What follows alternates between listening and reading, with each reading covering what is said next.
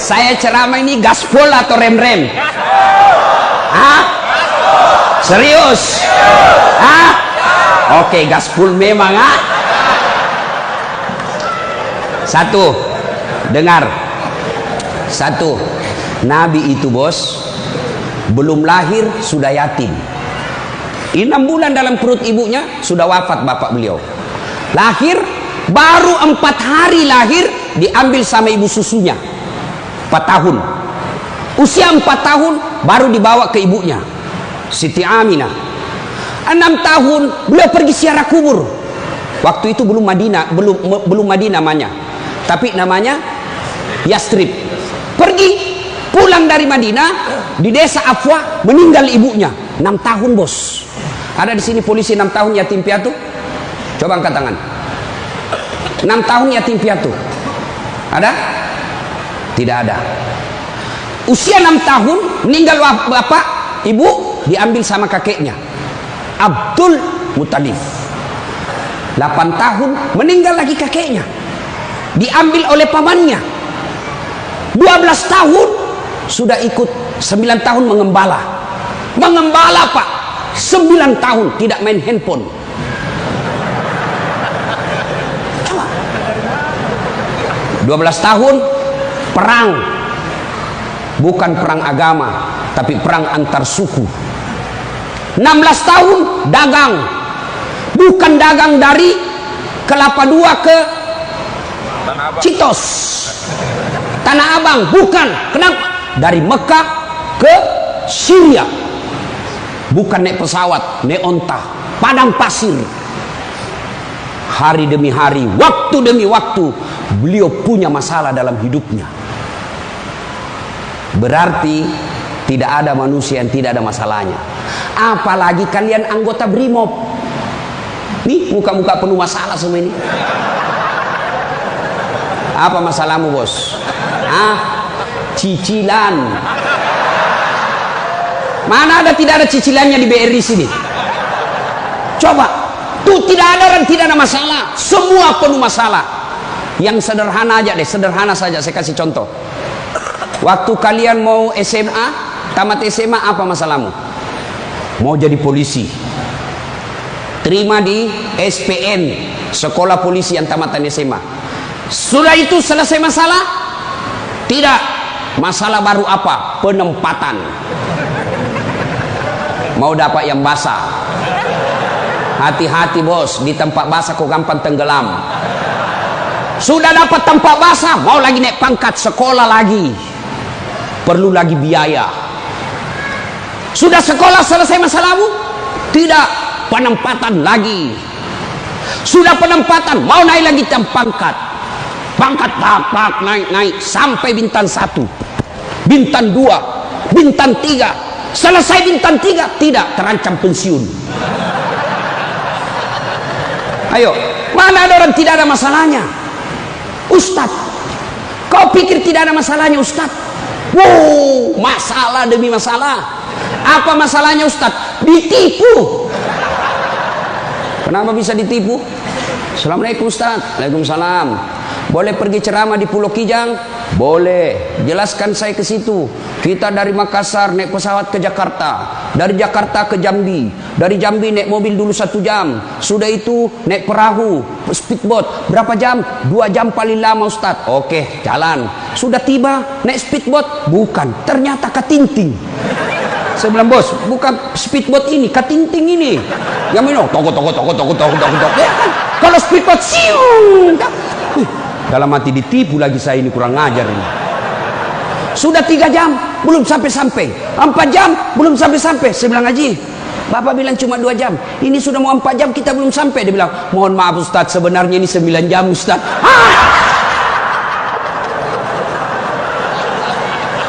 Kenapa Bapak bilang cuma 2 jam? Karena kalau saya bilang 9 jam pasti Ustadz tidak mau terima cara saya. Itu Pak, tidak ada orang tidak ada masalah. Apalagi kalian Barimo. Ini bahasa Bugis. Dia bilang teman saya, Ustaz, kenapa itu orang Bugis kalau bicara selalu ke yang G? Oh itu orang Bugis pinggiran. Kalau kami ini Bugis modern. Bos, adik-adik polisi, ini yang brimob-brimob. Mana ada tidak ada masalah. Sepertinya dari semua pekerjaan, polisi lah yang paling banyak masalahnya. Kenapa? Masalahnya orang kita urus, Pak. Dia yang baku tikam, kita yang repot. Periksa. Ayo, sudah sesuai pasal, datang lagi pimpinan. Atur sedikit itu. Masalah, Pak. Mana ada tidak ada masalah. Ibu-ibu yang sederhana, masalah rumah tangga, bapak polisi, istri cantik, bapak pikir bukan masalah. Istri cantik digoda orang, apalagi kalau suaminya jelek. Oh, lebih masalah itu. Berarti bagus kalau istri jelek, Ustaz. Istri jelek dihina orang, masalah, bos. Kita lagi malu jalan sama dia. Ada undangan pengantin, duluan aja dek, nanti kita ketemu di gedung. Sampai di gedung dia bilang istrinya, bang, mana kau bang? Saya sudah sampai. Mohon maaf dek, saya tidak jadi ke situ, lagi benceret. Ayo, istri cantik masalah, istri jelek masalah. Coba, berarti bukan masalah kita. Masalah kita adalah bagaimana cara mengatasi masalah. Mengatasi masalah tanpa ibu-ibu tahu juga pegadaian di sini. Pak, mau tahu ilmu sabar? Pulang nanti pelajari sejarah hidupnya Ayub alaihissalam. Coba lihat Ayub. Ayub alaihissalam diuji. Anak meninggal. Apa kata Ayub? Alhamdulillah, saya pernah punya anak. Berapa banyak orang bertahun-tahun suami istri tidak punya anak. Habis hartanya kebakar, habis hartanya bangkrut. Datang iblis, tidak usah lagi kau sembah Tuhanmu. Apalagi kau sembah itu Tuhanmu Ayub. Dia ambil anakmu, dia ambil hartamu. Apa kata Ayub? Alhamdulillah, saya sempat kaya. Berapa banyak orang dari lahir sampai meninggal tidak kaya-kaya. Saya sempat kaya, alhamdulillah. Tidak cukup di situ, diuji lagi, sakit lagi Ayub alaihissalam. Datang lagi iblis, Yub, anakmu meninggal, hartamu habis, sekarang kau sakit, sembuh, ndak sembuh-sembuh, ndak usah kau sembah Tuhanmu. Apa kau sembah Tuhanmu itu? Dia ambil semua kesehatanmu. Apa kata Ayub? Alhamdulillah, saya sempat sehat. Berapa banyak orang dari lahir sampai meninggal tidak pernah sehat. Saya sempat sehat, alhamdulillah. Coba pakai ilmu ini, Pak. Bapak tenang. Tiba-tiba dimutasi, alhamdulillah. Saya dimutasi. Teman saya 13 yang daftar, tidak ada yang lulus. Kok syukur.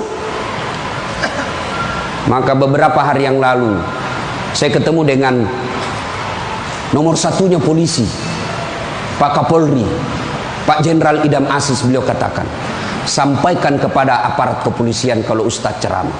1, gaya hidupmu jangan bermewah-mewah, sederhana kalian. Ini baru jadi Kapolres, kalau mau ke bandara kayaknya dia punya itu bandara. Pengawalnya kayak 17 orang, masuk semua, dia kuasai itu ruang VIP. Bukan kau yang punya itu, negara itu yang punya.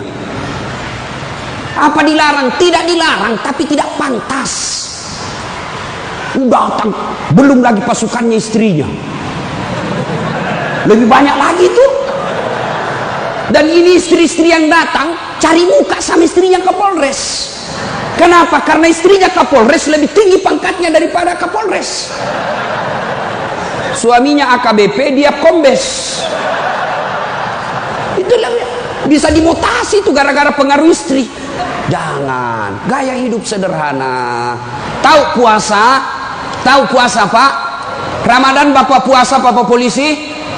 Iya, puasa. Roti halal atau tidak? Air putih halal atau tidak? Nasi halal atau tidak? Tapi siang tahan dulu, nanti sudah maghrib.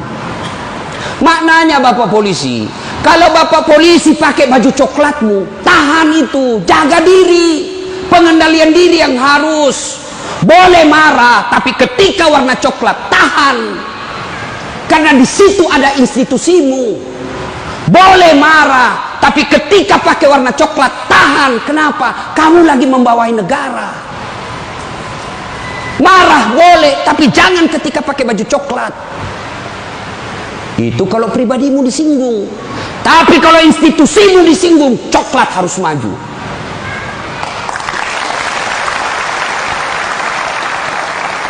Kalau kamu unjuk rasa, cuma unjuk rasa diludahi, anggap saja itu angin lalu. Biasa bos. Jangankan kalian, komandanmu saja yang jenderal pernah diludahi. Ketika juga seperti pangkat kalian. Ini kamu baru merah satu dilempar.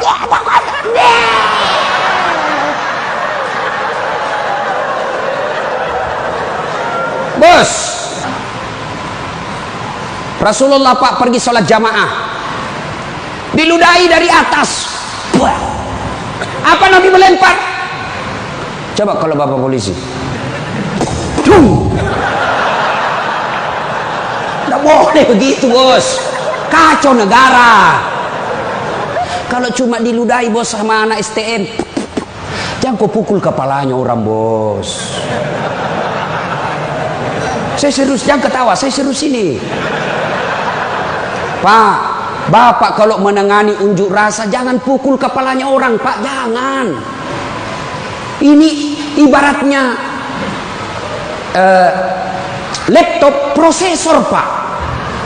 Kalau bapak pukul otaknya orang, goyang otaknya, lalu dia gila sisa hidupnya, yang mestinya dia pakai sholat, mestinya dia pakai ngaji, karena bapak pukul kepalanya, akhirnya sakit sisa hidupnya, bapak yang tanggung dosa-dosanya.